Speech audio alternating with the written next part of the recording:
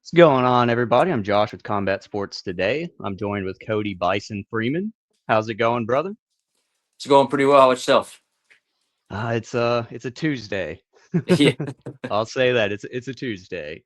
fair enough. Congratulations on that nice submission victory at Fury FC 103. Congratulations. So how's that feeling? Building the momentum? It feels great, to get two finishes again back to back, especially coming off just because being honest, like the last couple of years are been a little bit like rough for me, as far as the fighting goes, which sucks just because before that little three fight losing streak that I had, I was right at that point, where it was like, hey, win and I'm in, and then I kind of went on just a downhill run, had some tough decision losses, and then my loss to Moses Diaz in July, probably worst loss of my career. So to kind of get back on the horse and then get these two quick finishes against some good guys, and get that momentum going again, it's been really great, honestly. Just to let everybody know, those finishes came quick and pretty quick together as well. I believe Fury FC 101 was the first one where you put Shane to sleep, I do believe. hmm And then in March was Fury FC 103. I think hmm that's like a month apart. And you have another fight, I do believe, coming up at Fury Challenger Series 13 in April. Yeah, yeah. Just trying to stay active, trying to stay busy.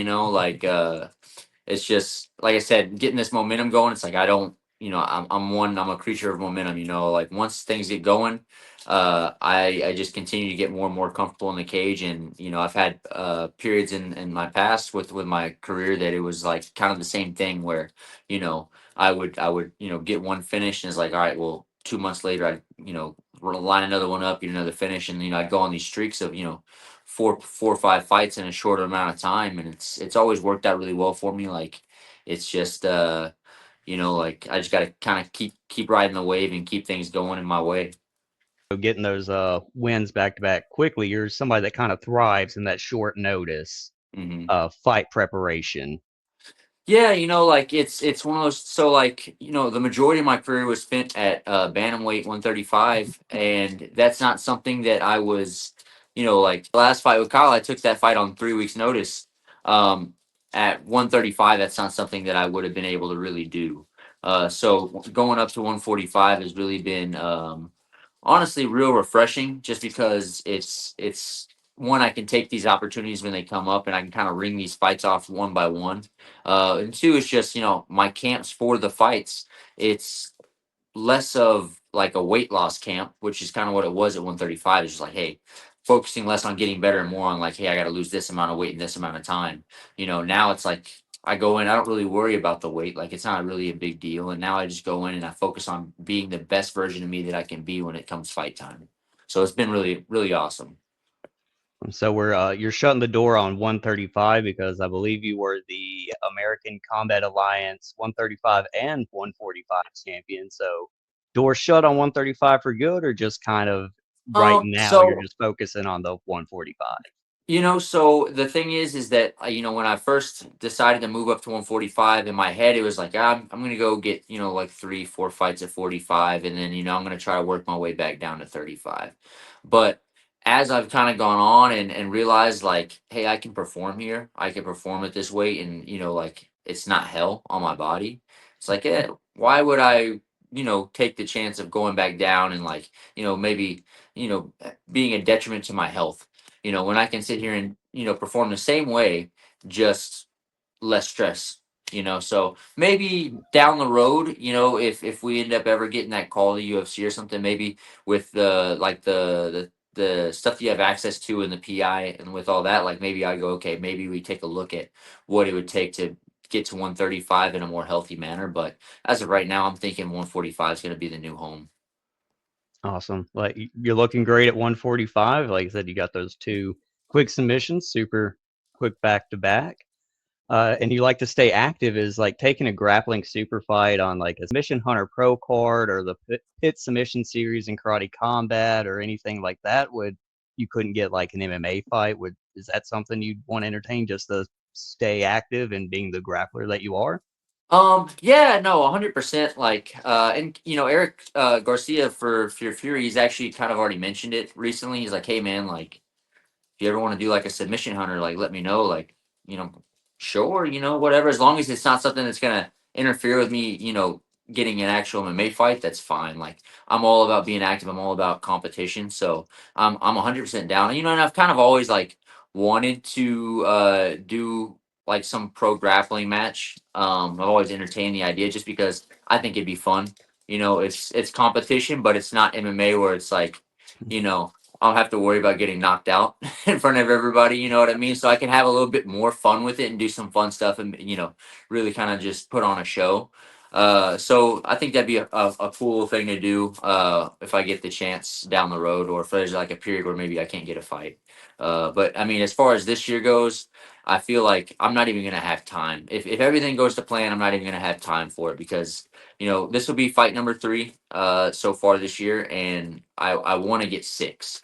If I can get 6 in this year, that'd be the perfect year for me. You know what I mean? Like, at least if they're all wins, that'd be Yeah. that'd be the perfect year. Uh, but if for whatever reason I try to get on a card, we can't find anybody, and there just happens to be like a submission hunter or something like that opening up, and they have a spot open, then yeah, I'm down to go try to do some super ducks and crazy stuff on a jiu-jitsu stage. That'd be cool. Awesome. I would definitely like to see it 'cause like I said, you're a submission artist. You got most of your wins by submission. That anaconda is a great one. Keep putting Yeah, people to sleep on it. So I'm yeah. I'm gonna I'm gonna be paying close attention on the Fury Challenger series to see if you get another one, a Uh, three-peat of the anaconda.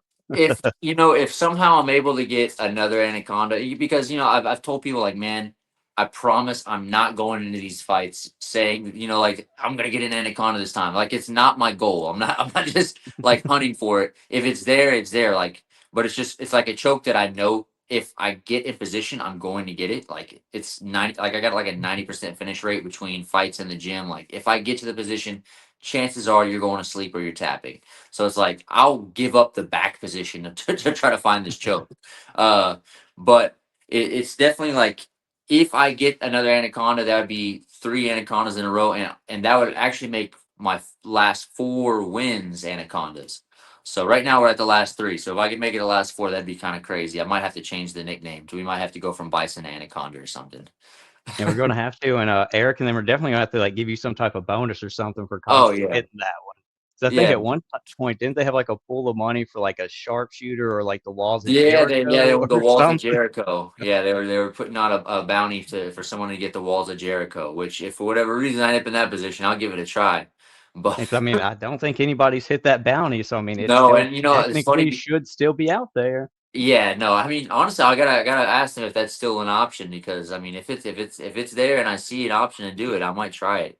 It's because I remember when they were first talking about that, we had guys in the gym that were like, yeah, one of my teammates, Michael Capone, man, he was literally training to try to hit it. Like, he was trying to like experiment with different entries to end up in the position to hit it. Like, he was taking it very serious to try to hit it in the fight. So I mean, someone's got to get paid that money at some point. Someone's got I to just hit. gotta ask, how did that go in training for him? Just I can't. I'm trying to imagine it in my head of trying to You know, actively go I for that, watched and him I get it on can't. people. I watched him. Really? Yeah, I watched. Like, it was never me. It was never me. But I watched him. He had some crazy entries to get to that position, and I watched him get a few taps out of it. So, it's definitely something that's doable. But in the heat of the fight, I'm just not sure you're gonna really find yourself in that position.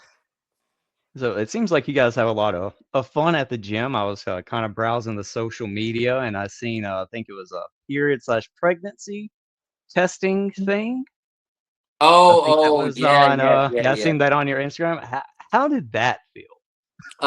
You know, I was playing tough. I was playing tough, because my wife was right there, and I was trying to, give her like the old like, this isn't so bad.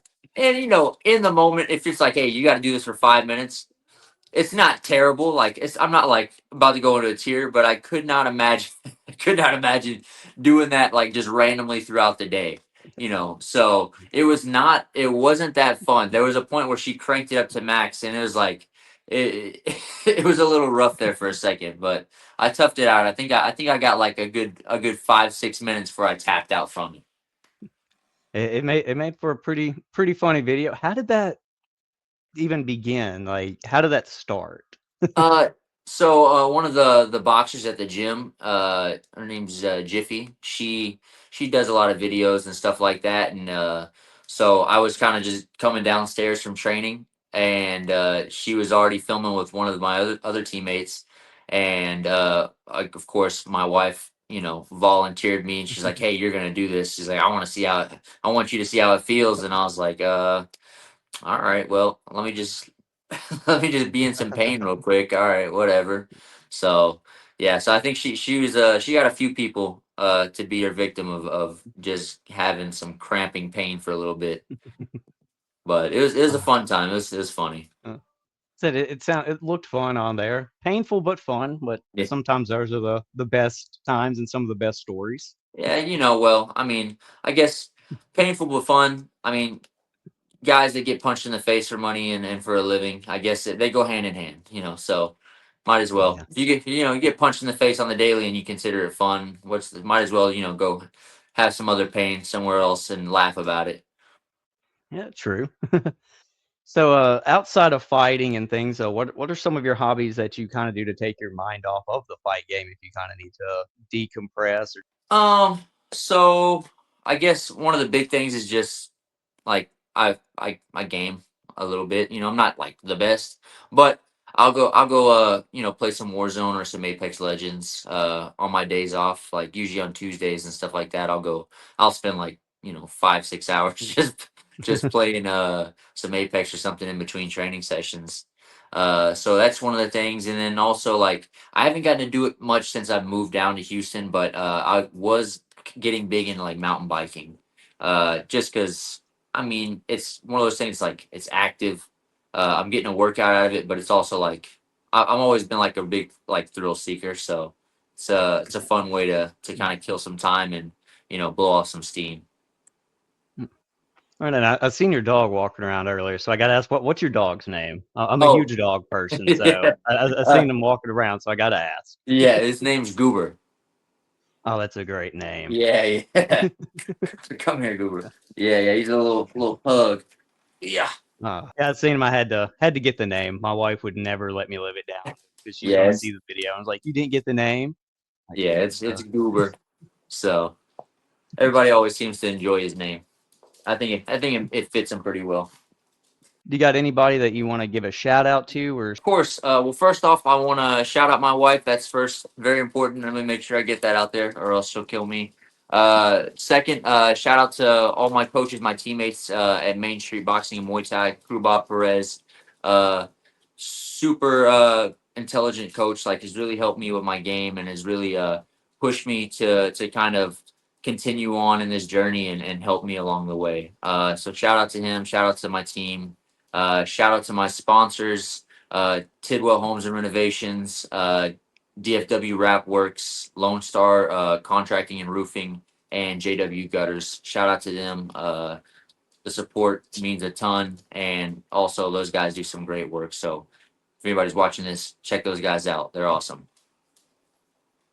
awesome, man? And I appreciate your time. I know you're busy with preparing for your fight coming up in April. Mhm. Good luck on that. I'll definitely be tuning in, and hopefully we get another anaconda and get 3 more in for the year. So it'll be get those 6 victories for the year, man. Yeah, that'd be great, man. Well, I appreciate you having me on.